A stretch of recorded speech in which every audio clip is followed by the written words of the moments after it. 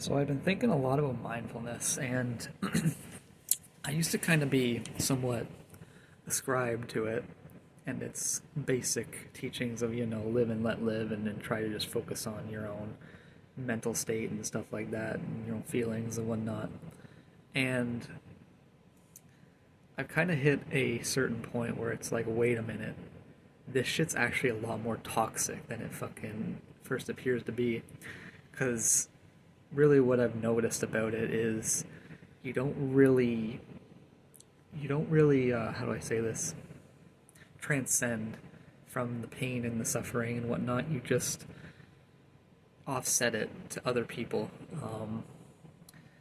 And you just kind of like play mental games to basically make yourself immune to it, even though like a lot of times it's kind of like why you're feeling bad and stuff like that is because you're dodging personal responsibilities and stuff like that, or like, how do I put this, more than just like needing to go beyond just apologies and stuff like that in order to make up with you know people that you've transgressed. And yeah, it's come full circle. I've come to realize that mindfulness is a lot more toxic, and it kind of it really does kind of paint a picture, I guess, when you look through this lens and in the time we're in, and especially when you think about stuff that's happening in the world, like enshitification, for example.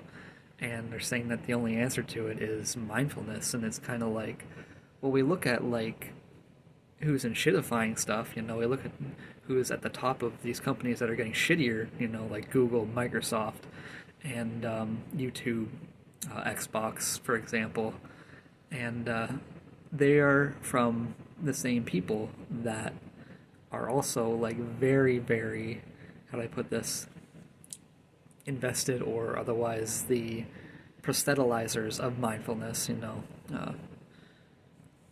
going to get racist here, but Indian people and Indian culture, it just seems like they're, you know, two sides of the same coin. And anyway, wondering what your thoughts are on it.